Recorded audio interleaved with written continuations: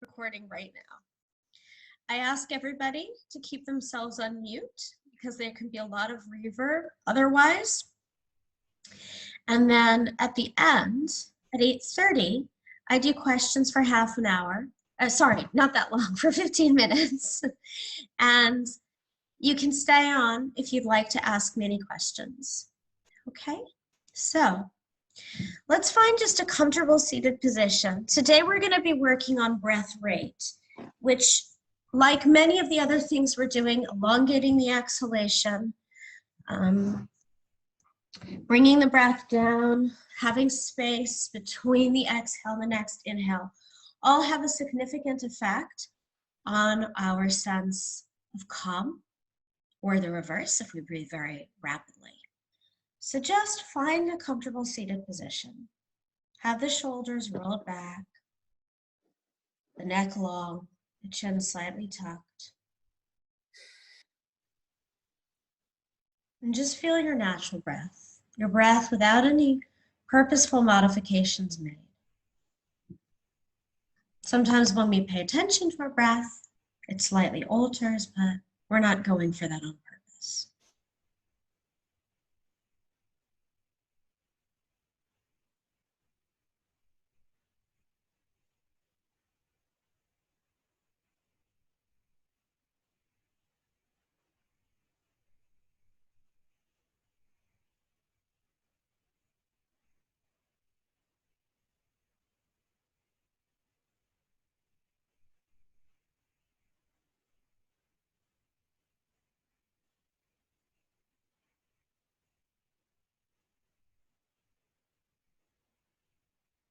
Okay.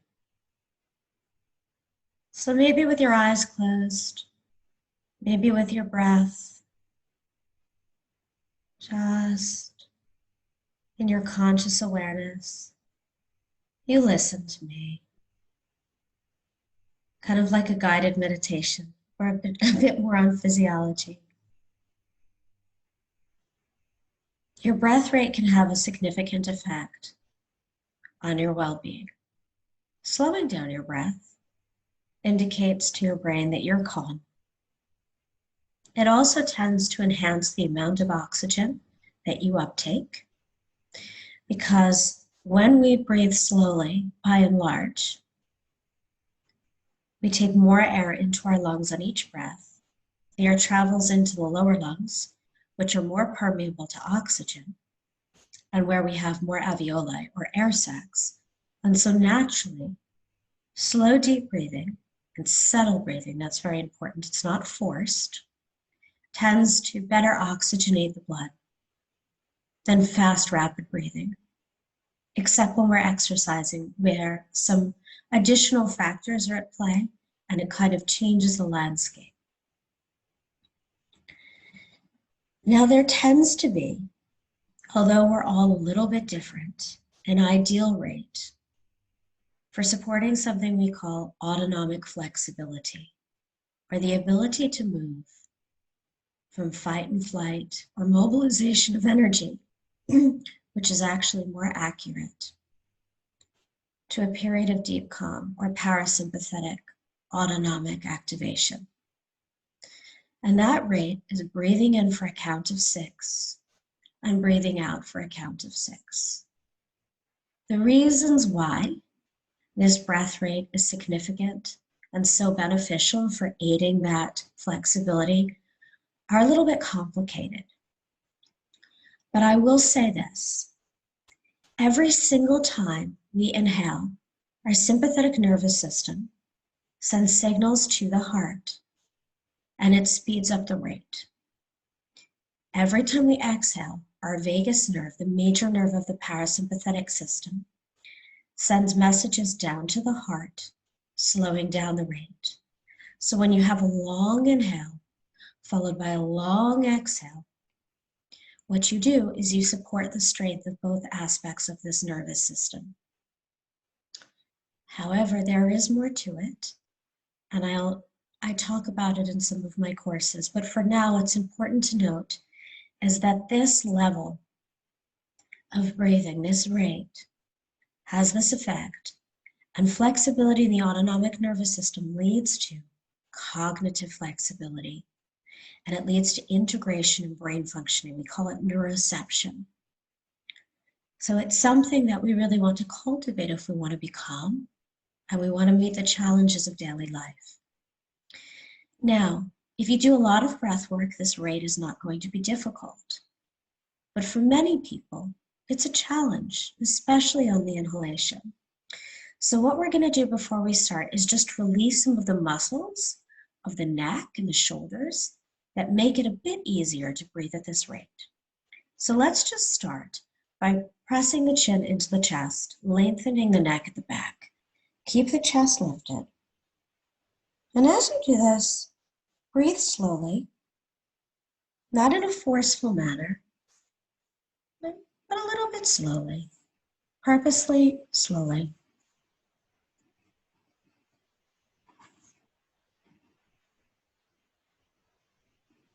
And lift up. And then bring the right ear to the right shoulder as the left shoulder is relaxed. Breathing slowly, again, not in a forceful way, but breathing slowly nonetheless.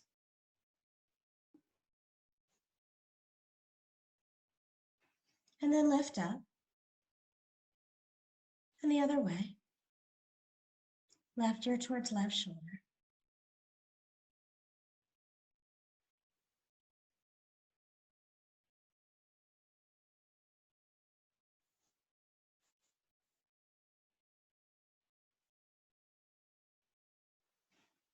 And lift up. Good. Now let's take some shoulder rolls. Inhale up. Exhale back.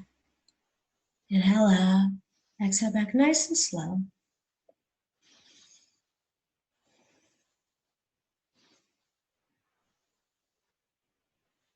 And the other way.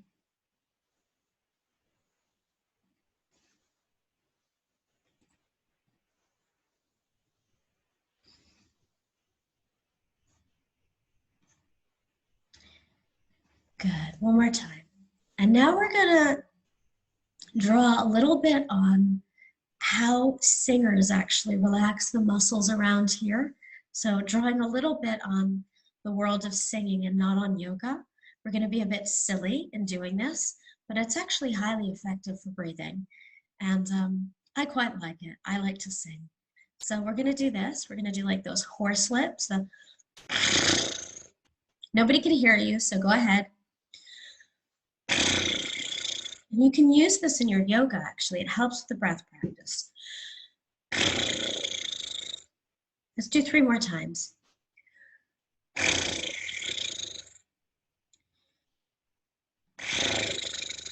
One more. Now we're going to be really silly, but this method is actually quite effective. So we're going to go from left to right while doing it. It can be a bit challenging in the beginning, but you'll get the hang of it. So it's, go ahead. Move slowly. So it's okay if you only do 1 round because you don't have that long of a horse lip breath.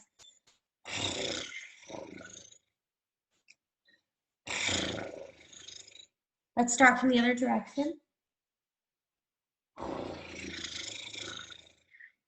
And if you really want to work it, right, you can just do the horse lips. You go like this. Like you're doing a scale, or you can just do the horse lips. And then up.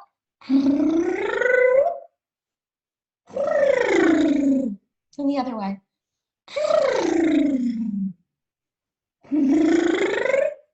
Okay, one more time. You can actually do this if you're at home with kids. They quite like it. Younger children, probably not teenagers. And now just inhale. Exhale. And I want you to see what this can do for your breathing. So you can either sing a note or you can chant Om with me one time just to see the power that it gives your breath.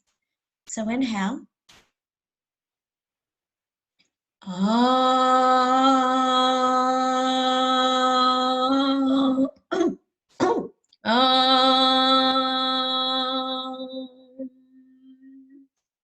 Let's try that one more time without me cracking.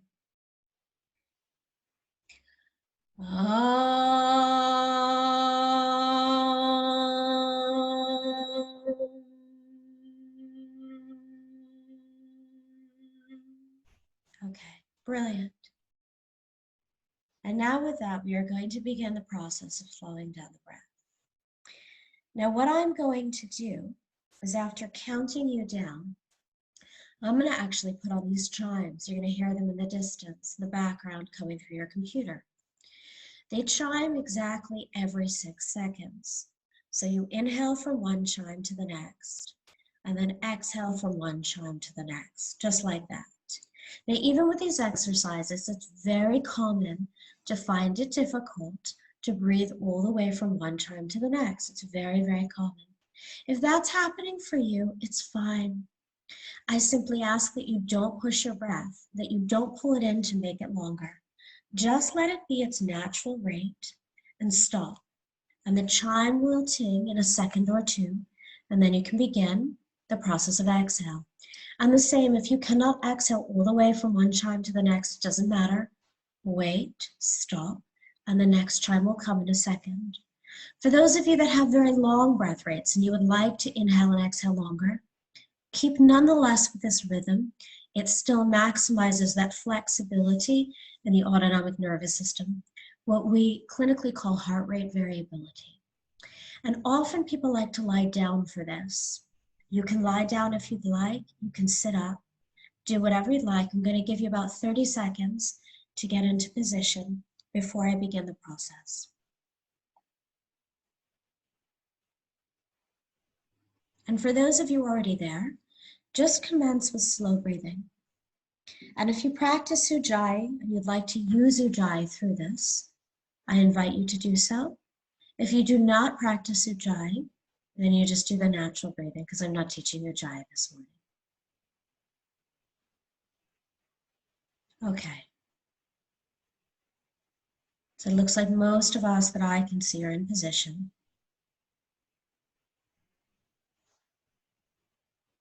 And just begin with starting to inhale, 1, 2. Exhale, 1, 2.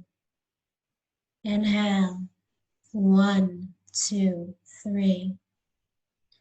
Exhale, 1, 2, 3.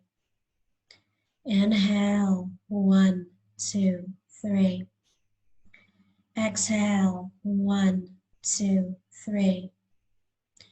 Inhale, 1, 2, 3, 4. Exhale, 1, 2, 3, 4.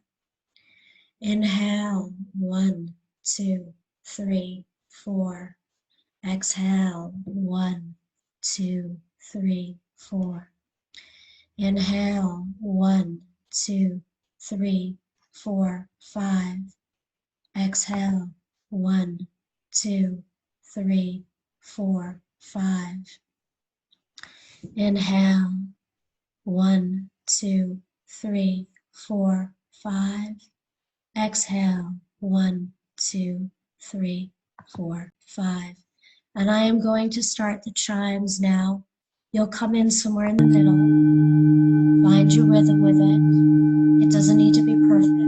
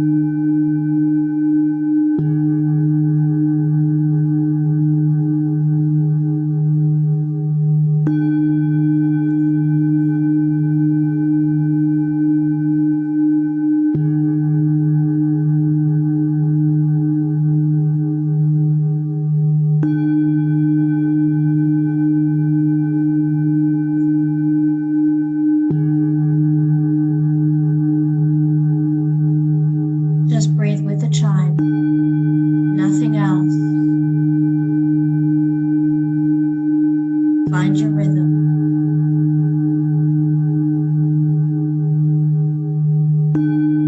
can take time to find your rhythm. It's natural.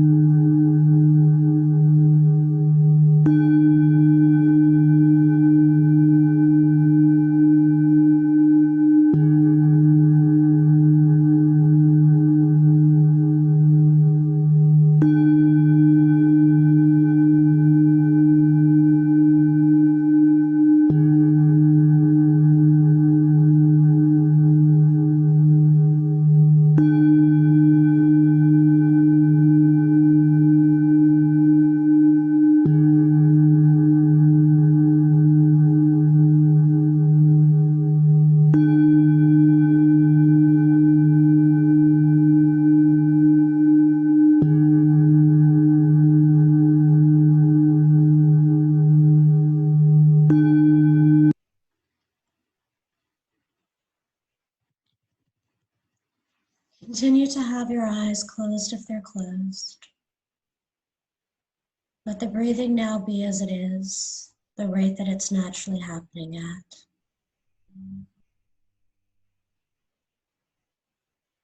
There's nothing to do. It's just time to be.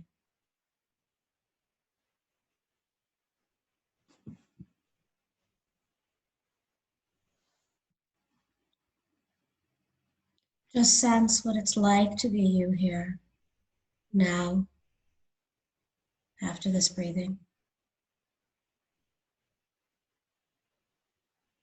Feel the all of you breathing. You as a breathing being.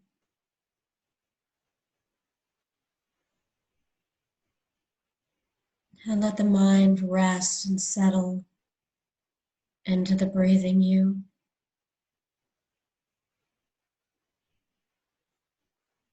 As stories and thoughts and feelings arise, just notice.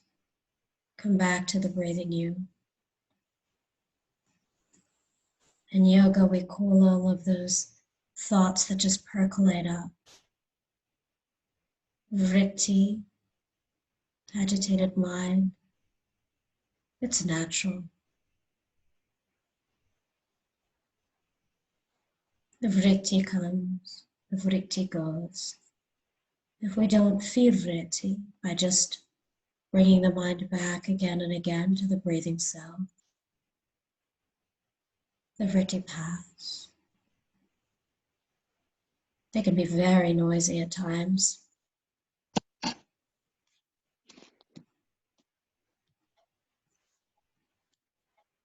they still pass.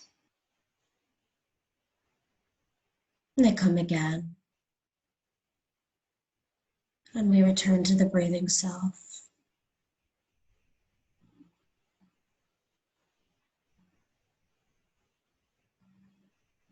And it is a time for all of us to really hone in on the breathing self. Because we can do less, unless we're working in the health services.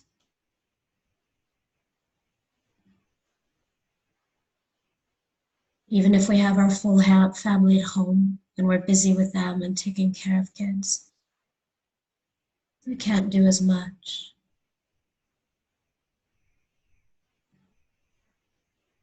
Whether we like it or not, the circumstances of humanity and society have been simplified in terms of our ability to go and do things. And again, we might feel busy, nervous, overwhelmed, but life has changed. Changed for now.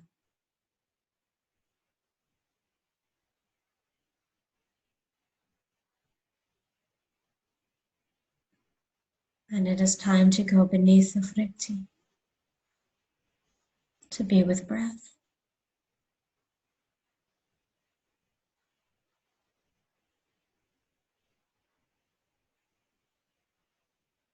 To be with the natural pace of things.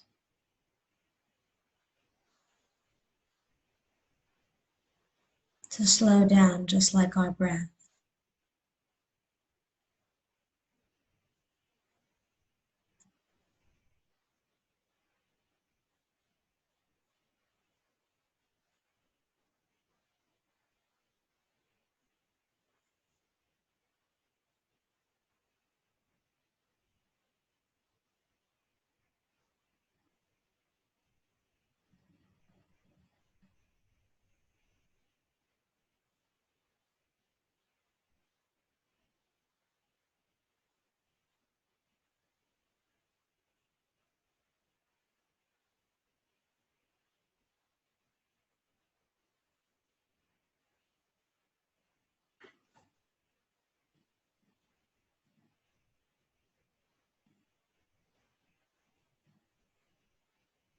Just continue to watch the breath.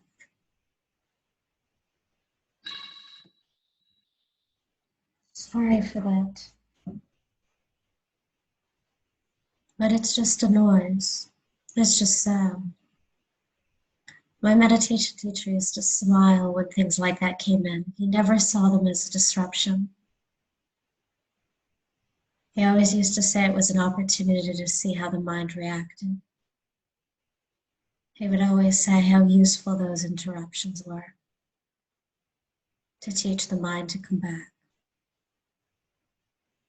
to let the mind see itself. Would it get agitated and annoyed? Would it let it pass?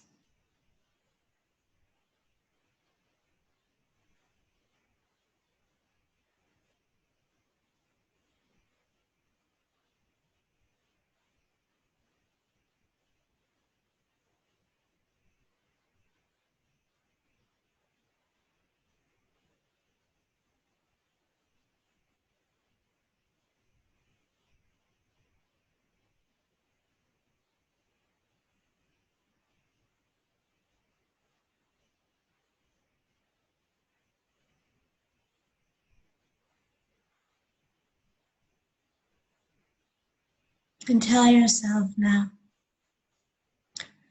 the formal session is ending. It is time now to continue to watch my breath, to continue to see my mind, but to come out of this formal practice. Unless you want to remain in it, there's nothing stopping you. And we can have time for questions or discussion. Or if there are no questions, we can just go on about our day. It occurred to me just now when I was guiding the meditation that I'd really like, maybe, I don't know, one day this week to do a 4-hour retreat, or maybe 3 hours. Maybe 4 is too much for people. And because I know some people are still working, I am full time. Maybe I do like 2 or 3 hours in the morning, 3 hours in the morning, where we start with a little bit of practice and breathing. We do a lot of meditation because we build into that process of mental balancing. The mind takes time, the brain takes time. So we would do some asana practice, some breathing, some walking meditation, some seating meditation, walking again and sitting again. If you're interested in that, because I don't want to do it just, I can do it myself. I don't want to guide it just for myself. If you're interested, can you put in the chat that you'd like that? I don't charge when I teach meditation because I was always offered it for free in Southeast Asia. So it would be a free retreat, a free morning retreat. So if that's something you'd like, let me know in the chat. If I don't see any, I'm not going to do it. I need to have a bunch of you interested in it. And let me know also what an ideal day is. It is better if I do it on the weekend, for example, because less of you will be working. I'm assuming. I could be wrong. So it's time for any questions if there are any. If there are no questions, then again, just go about your day. Otherwise, unmute yourself and inquire. Elaine, what's your question?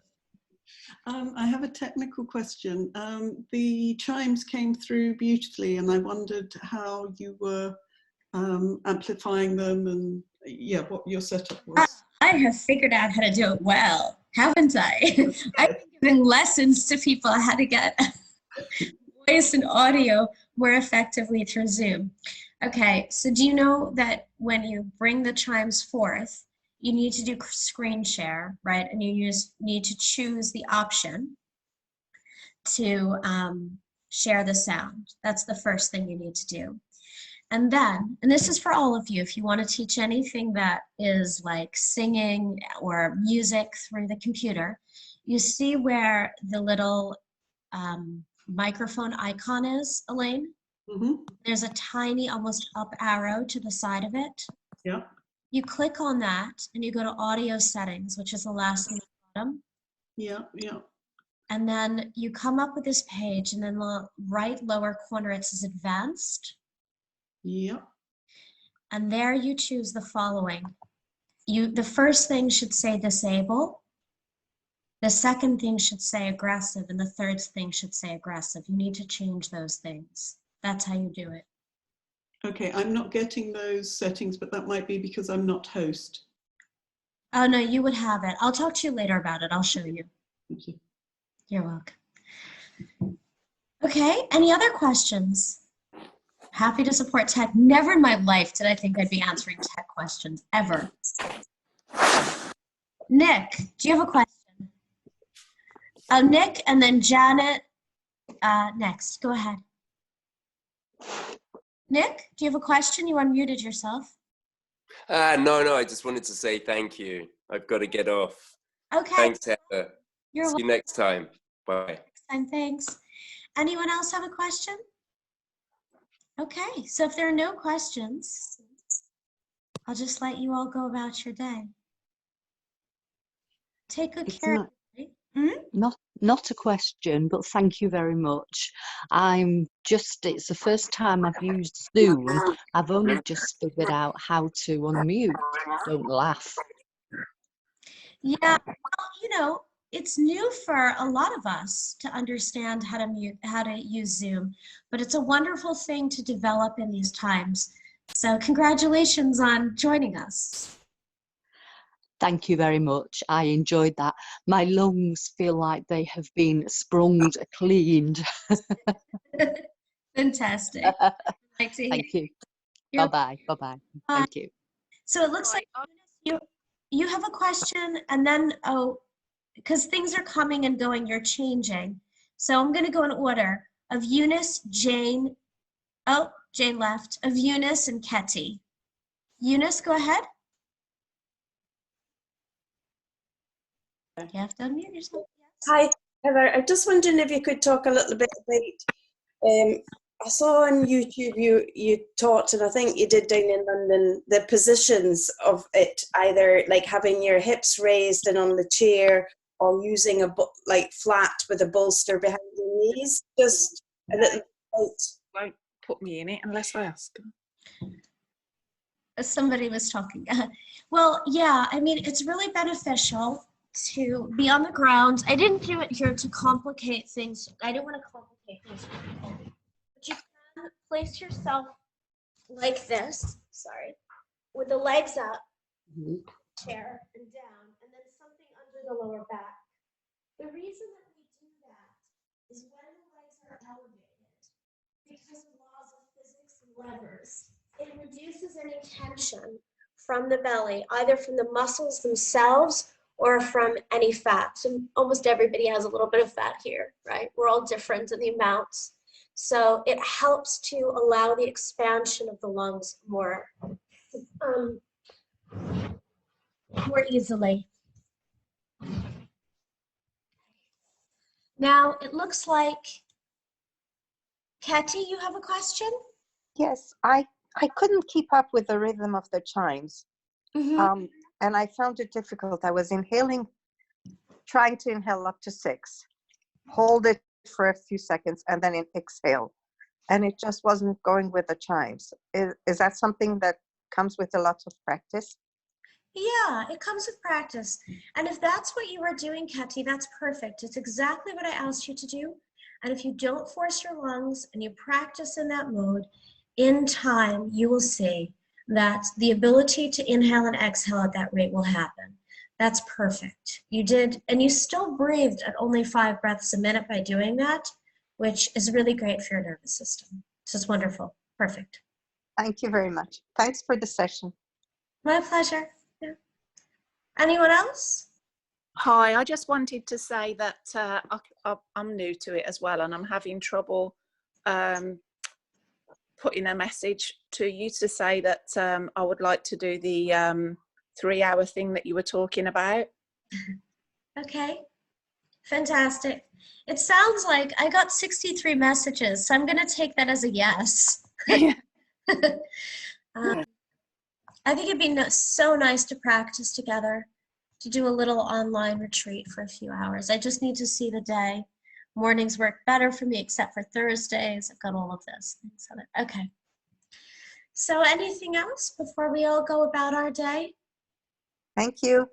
Thank you. Take good care. Bye. Bye. Elaine, if you're still on, Bye. I know how to do it. If you stay with me while everybody else goes. Hi.